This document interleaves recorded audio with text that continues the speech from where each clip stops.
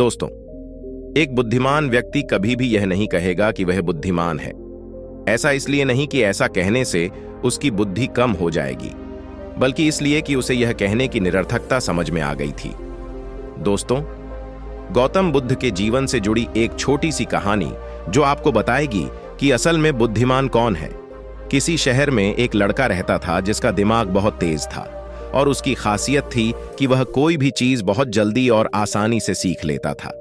जहां अन्य लोगों को एक काम सीखने में महीनों या सालों लग जाते हैं, वहीं इस लड़के को वही काम सीखने में कुछ दिन लग गए। उस आदमी की महानता दूर दूर फैल गई और कहा गया कि दुनिया में कोई भी इतना बुद्धिमान नहीं था, लेकिन वह व्यक्ति बहुत कुछ जानता था।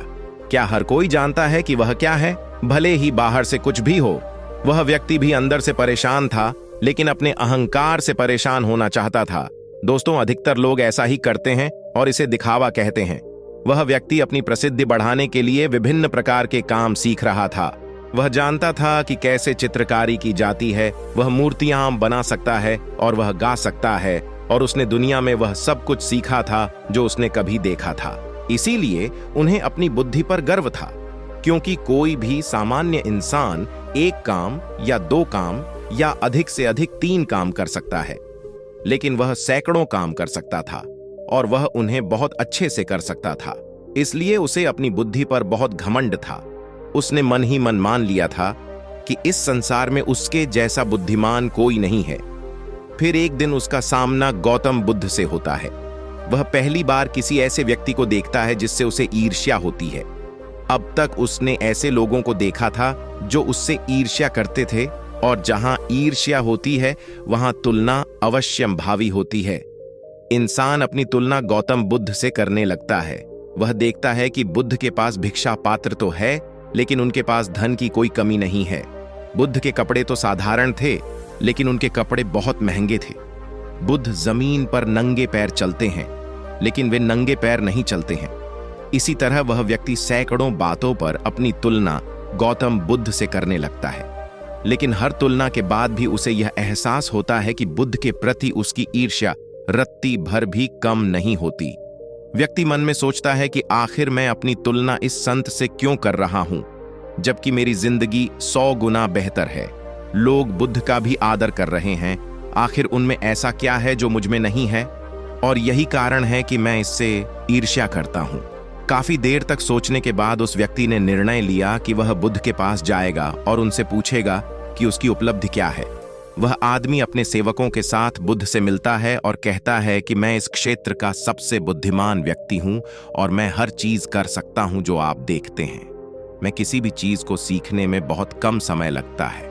हर कोई मुझे सम्मान देता है, लेकिन इन सब के बावजूद मुझे तुमसे गुस्सा आता है। मैं जानना चाहता हूं कि आपके पास क्या उपलब्धि है, क्या कारण है कि ये लोग आपका सम्मान करते हैं। इसके बाद बुद्ध कहते हैं कि आप कह सकते हैं कि मेरे पास सिद्धि है, हालांकि मेरे पास कोई सिद्धि नहीं है। आदमी पूछता है, मैं जान सकता हूं? तब उसके बुद्ध कहते हैं कि मेरे पास एक सिद्धि है कि मैंने सभी सिद्धियों का त्याग कर दिया है। वह व्यक्ति बुद्ध से पूछता है, क्या आपको कुछ समझ आया? बुद्ध ने व्यक्ति से पूछा, क्या तुम्हें प्रशंसा पसंद है? शख्स का कहना है कि तारीफ हर किसी को अच्छी लगती है। बुद्ध ने फिर पूछा, आपको आलोचना पसंद है? तो वह व्यक्ति पूछता है कि दुनिया में कौन है जिसे अपनी आलोचना करना अच्छा लगता है? बुद्ध इसके बाद कहते हैं कि मैं दोनों से ऊपर उठ चुका हूं, जो आपको अच्छा लगता है और बुरा लगता है। आलोचना और प्रशंसा मुझे परेशान नहीं करती, बस यही फर्क है तुम में और मुझ में। इसके बाद वह व्यक्ति बुद्ध से कहता है, परंतु यह कैसे संभव है? बुद्ध मुस्कुराते हुए उस व्यक्ति से कहते हैं कि तुमने सैकड़ों कार्य सीख लिए हैं, लेकिन एक सबसे महत्वपूर्ण कार्य सीखना भूल गए हैं। वह व्यक्ति बुद्ध से पूछता है, बुद्ध, आपका कार्य क्या है? क्या आप जानते हैं कि बुद्ध कहते हैं कि आप अपने मन पर नियंत्रण रखें? बुद्ध के शब्दों को सुनकर लगता है कि ईर्ष्या यही थी।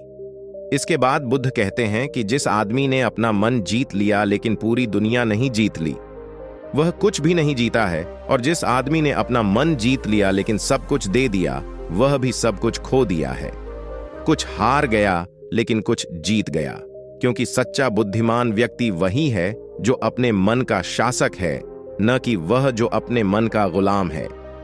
गौतम बुद्ध की ये बातें सुनकर उस व्यक्ति का अहंकार टूट जाता है और वह व्यक्ति बुद्ध से पूछता है, क्या आप मुझे अपने मन के बारे में उतना ही सिखा सकते हैं जितना आप मुझे सिखा सकते हैं?